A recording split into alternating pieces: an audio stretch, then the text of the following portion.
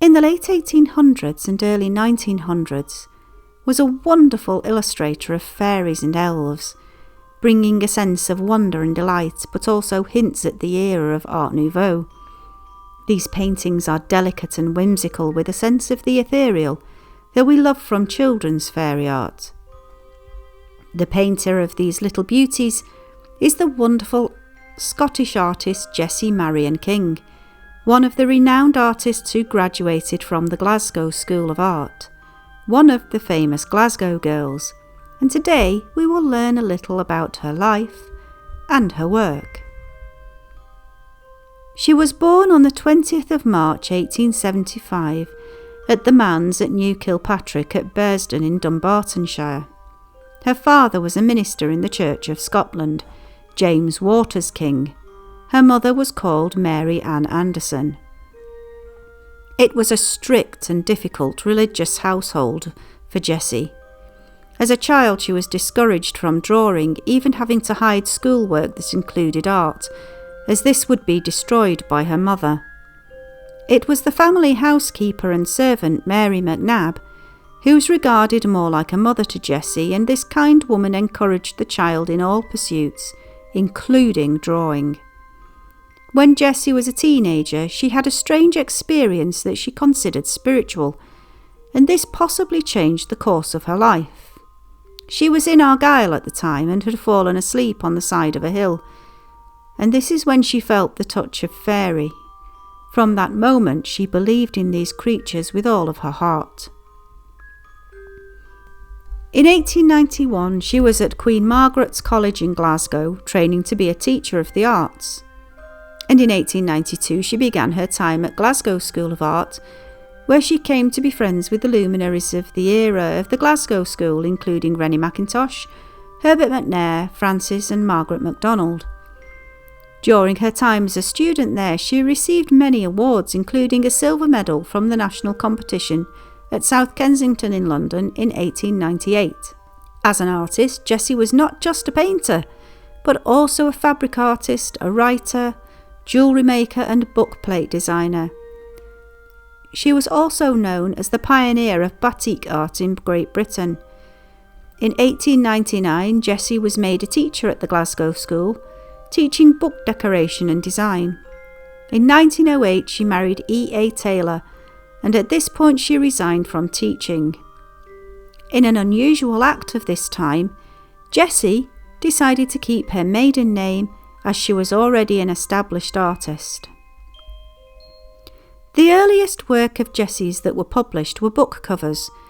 These were books published by the German, Berlin-based publisher Globus Verlag, and she worked for them between 1899 and 1902. This publishing house was a subsidiary of a department store, Wertheim's.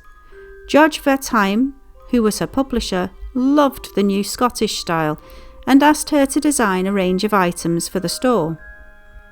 Between 1907 and 1924, she worked for T.N. Foulis, an Edinburgh publisher, illustrating over 20 books in total. In 1902, Jessie decided to travel. A grand tour of the galleries and the arts in both Germany and Italy, and the same year she won an award in Turin, a gold medal in the International Exhibition of Modern Decorative Art for her bookbinding and decoration of L'Evangile de l'Enfance. This was no mean feat for a woman at this time, and so her certificate has her as a signor rather than signora, because there was simply no designation for a female winner. In the earliest years of the 1900s, in 1903, Jessie established her position further by becoming a committee member of the Glasgow Society of Artists, and later in 1905, the Glasgow Society of Lady Artists. 1907 saw her exhibiting her artwork at Annan's Gallery in Glasgow, and in 1905 at Bruton Street Gallery in London. Change was afoot in 1908. Jessie and her husband moved south to England, to Salford next to Manchester in the northwest. Here, in 1909, the couple had a daughter, Merle Elspeth. Struggling to find a work-life balance as a new mother and a professional artist, help came in the form of Mary McNabb, allowing Jessie to return to work fully. They had honeymooned on the Isle of Arran, which inspired them so much in its beauty that in future years they would rent cottages in High Corrie to hold summer schools of painting and the arts. Even bigger changes came in 1910. Her husband had been given the role of professor at Ernest Percival Tudor Art Studio in Paris. They moved location once again. The following year, Jessie and her husband opened their own atelier school in Paris, the Schilling Atelier School. And it was around this time that Jessie discovered and was awed by the new and groundbreaking costume and set designs by Léon Basque for Diaghilev's Ballet Russe. A new direction appeared in her work, and the art she created at this time in Paris was credited as hugely influential in the creation of Art Deco. In 1915, it was time for the family to move home. They returned to Scotland, to Kirkcudbright, and here they settled, a permanent home at last.